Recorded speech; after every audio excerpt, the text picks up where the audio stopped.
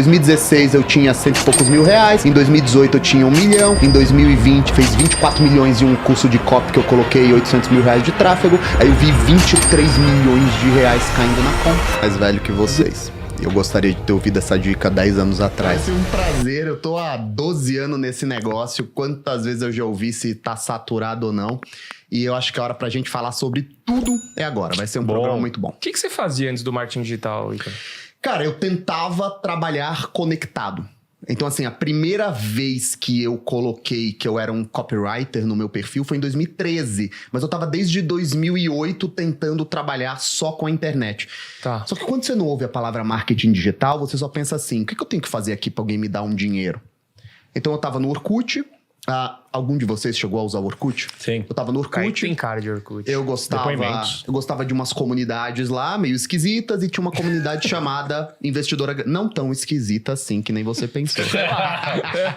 E tinha lá uma chamada Investidor Agressivo, e que eram os caras que ficavam fazendo investimentos super agressivos na Bolsa de Valores, comprando e vendendo opção a seco, essas coisas todas, que vocês devem ter contato por causa da parte financeira do grupo.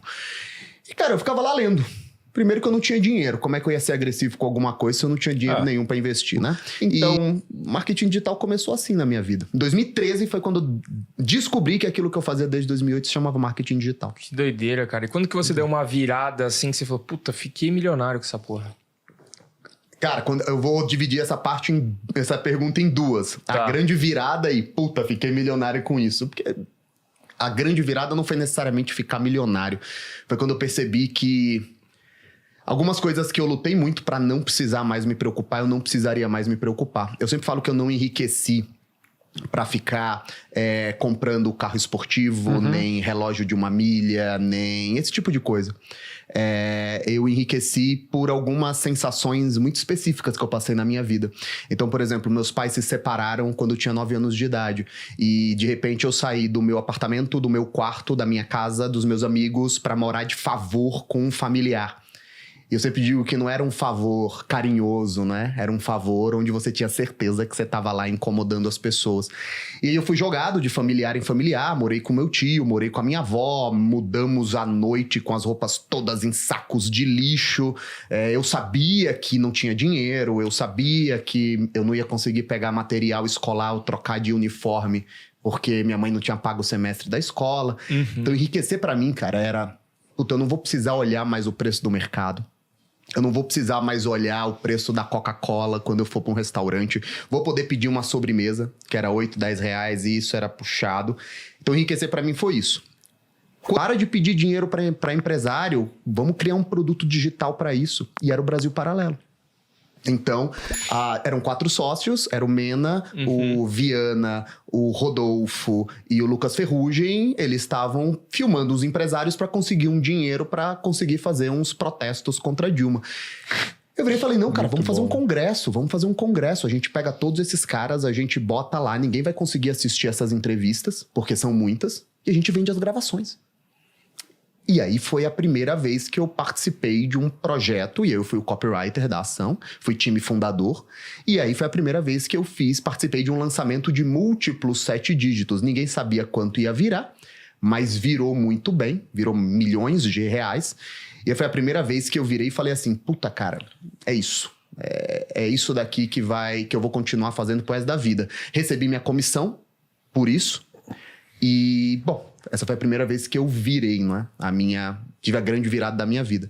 E eu fiquei milionário 2 anos depois, eu fiquei milionário, eu tive 1 milhão de receita 2 anos depois, mas eu tive que pagar minha casa, minha mulher quer continuar tendo filho, a gente vai gastando dinheiro. 2 anos depois eu fiz um desafio de 10 dias, de 30 dias, chamado do 0 aos 10 mil reais. Ali foi a primeira vez que eu fiz 1 milhão e 200 mil reais de receita. Minha margem líquida era muito alta, porque era praticamente eu no computador. Aí eu olhei pra conta e vi 7 dígitos assim pela primeira vez. Aí depois depois as coisas foram acontecendo. E 6 pra ele é um sonho. Pra maioria das pessoas que estão fora das grandes cidades, 6 mil reais, cara, você vive bem. São Paulo Você é mais castiga um pouco mais, né? Muito mais, assim. Sai daqui, vai pra cidades pequenas do interior e fala assim, pô, se tu ganhasse 6 pau, cara, caramba, eu já tenho minha casa, só pago IPTU. Não existe condomínio, porque eu tô com casa virada pra rua. Eu tenho meu mercado, eu tenho um carro, meus filhos estudam na escola aqui do bairro, pô, o cara vive bem. E a qual que é o problema dessas cidades? É que o mercado também dessas cidades é meio zoado, né? Quanto de dinheiro você pode fazer numa cidade como Iguape, com 30 mil habitantes? Só que com a internet, esse cara pode morar em Iguape, vender para o mundo todo, e não é só vender infoproduto não, cara. A internet você vende tudo, com Mercado Livre, TikTok Shop vai abrir agora e vai ser a grande mudança. A mesma mudança que vocês viram no Instagram e vocês viram depois no TikTok, cara, talvez até maior vai ser com o TikTok Shop. E ele tá para abrir. E o cara só quer viver de boa. Ao pé. Quando eu tava com 30 anos, eu trabalhava de domingo a domingo. Quando eu tinha 30 anos, provavelmente, se não fosse 30, era 31.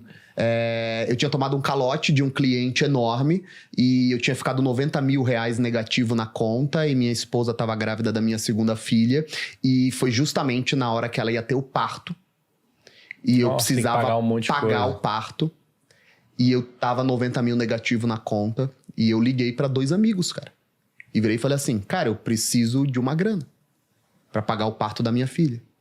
E esses 2 amigos, Rafael Reis e Rodrigo Bari, eu sempre cito eles. Cara, os caras nem perguntaram, os caras falaram quanto que é. Eu peguei esse dinheiro. Ele pingou na conta, eu não deixei ele pingar na conta, ele pingou na minha conta, acho que do PayPal. PayPal veio de guerra, podia me patrocinar. E aí, cara, eu peguei essa grana, transferi pra médica, porque era médica, eu não sei como funciona esse negócio, apesar de ter 5 filhos. Não, porque era tudo normal. Todos os meus 4 filhos nasceram normal. E aí, eles nasceram de parto normal, não que eles nasceram normal. E aí, cara, eu transferi e paguei tudo.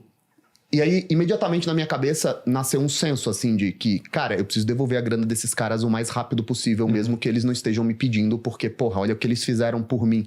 Então, com 30 anos, cara, eu trabalhava de domingo a domingo como um maluco, e aí paguei todo mundo, eu peguei os 90 mil, ficaram 0 de novo, zerei a conta, aí começou a subir.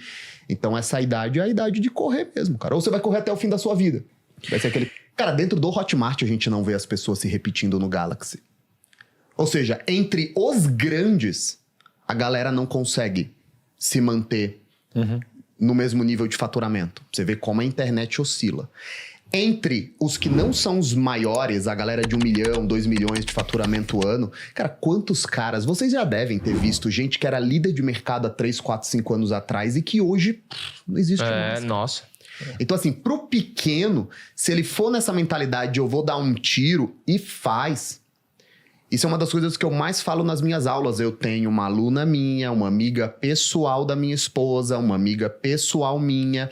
Ela passou anos produzindo conteúdo pro público feminino no perfil dela. Daí ela virou e falou assim, vou fazer um lançamento. Aí ela fez, sei lá, 4, 5 milhões de reais sem colocar nada em tráfego. Loucura. Aí ela virou e falou, nossa, agora eu vou... Já pensou agora se eu colocar 1 milhão de tráfego, sabe o que vai acontecer? Eu falei pra ela, você vai vender menos. Porque você passou anos construindo essa base e pegou o dinheiro todo de uma vez só. Então, assim, muita gente até faz o primeiro 1 milhão faturado, mas aí não faz mais o segundo. Seja porque não consegue mais reconstruir base, o Instagram já não é mais a molezinha que era.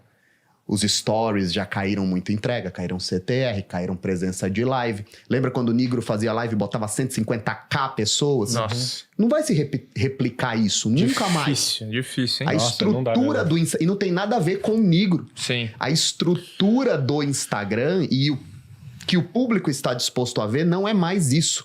Então, assim, também tem aquele que tem aquele acerto, porque caiu no cu da mosca, no dia certo, na hora certa, na plataforma certa, e que nunca mais vai fazer.